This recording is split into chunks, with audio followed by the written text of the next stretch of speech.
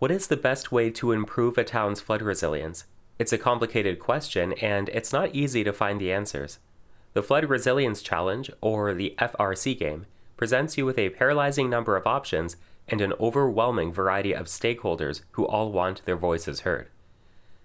As one of these stakeholders for the town of Hydrason, your goal is to have your values fulfilled by ensuring that your group places specific flood risk management measures and by ensuring that you don't go bankrupt. Unfortunately, most stakeholders will have different opinions on the best measure to implement, and that's where the negotiation begins. Over the course of 3 rounds, you'll go through a few different phases. Choose which measures to implement for the town, check for a flood event, pay out flood damages and gain income, and then vote on the effectiveness of the politicians that round. Now, let's log in to the game. First, visit the URL provided to you by the administrator of the game. Type in the username and password that they've given you. You'll find yourself at a screen that looks like this. Your role will be on the top left here with a green outline. For example, I am the mayor. Your navigation console is on the left here. Clicking gameplay, we can see the game board. This is the town of Hydrason, the place at risk of flooding and where we'll place FRM measures to earn points. We can see on this board that there are several public facilities as well as local stakeholders. For example, we can see the mayor, me, right here, and a community residents association president right here. This dotted blue line represents the historical floodplain, which means that the mayor's house and CRAHV are actually at risk of flooding already. To make matters worse, this map has not been updated in 100 years, which means that even places like this district planner are at risk of flooding if there has been any climate change over the last few decades. In other words, we need to implement some changes in order to save this town from getting destroyed by floods. So let's look at how we can actually protect this town then. Click this tab to see all measures.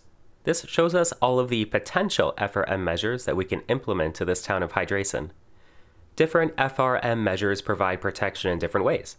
For example, the traditional dike protects buildings in a cone behind it, while the dam protects buildings downstream from it near the banks of the river. Each FRM measure has a price listed here, and everyone will pool money together in order to actually afford these. To place a bid is actually pretty simple.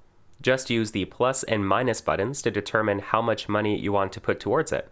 Then press the submit button.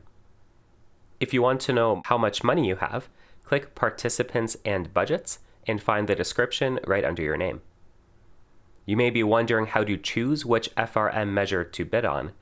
To understand your own priorities, read your stakeholder card. The scoring section will indicate which measures you want to advocate for, either directly because it gives you points, or indirectly because it keeps you and the town safe. For example, the farmer wants to choose wetland protection and wetland restoration. This will be your time to speak. In this discussion, certain stakeholders will be called up to describe their first choice and why they want it. Unfortunately, simply saying you want it because it helps you score won't be very good to convince other players to pool money with you. To find elements of persuasion, find positive elements of your preferred FRM measure that might appeal to more than just yourself. For example, wetland protection is quite affordable compared to other FRM measures, and it provides safety in an area instead of just protecting one building. So by talking through these benefits, you might be able to convince other stakeholders to join your cause and pool their money with yours. If you are convinced to change your mind and bid for something else, all you need to do to cancel your previous bid is place a new one. Go to the FRM measure that you want, select a new number, and press Place Bid. This will automatically replace your previous bid with a new one. You may notice that some FRM measures cost 0 money, and you can't even bid on them. That means these measures are effectively free, except for the fact that you can only place 3 FRM measures in a round, and you have to say out loud that you want to implement it. Once an FRM measure is fully funded, it's up to the players to determine where to place it if applicable. Generally, whoever bid the most gets the first pick for its location. There is one FRM measure that you can't bid on in the main interface. Your local business owner is not happy about their FRM measure being invisible on the bidding interface. Wetproofing costs you $3 to implement and provides protection for your home, but the only way to obtain it is to send a direct transaction to the local business owner. To send a direct transaction, click the small arrow on the top right of your screen and find the Secret Transactions button. Then select the stakeholder with a drop-down menu, type in the amount of money you want to send, and click the Send Money button. The last thing you should know is that if you are a local resident, you can purchase insurance for yourself using the side menu here. Once time runs out, or 3 measures have been placed, it will be time to check for the flood event. Press the Refresh button on the top right of your screen to get an update to the new phase. If the town floods, some of you will incur light or heavy flood damage and lose a lot of your money, unless you've been protected by an FRM measure.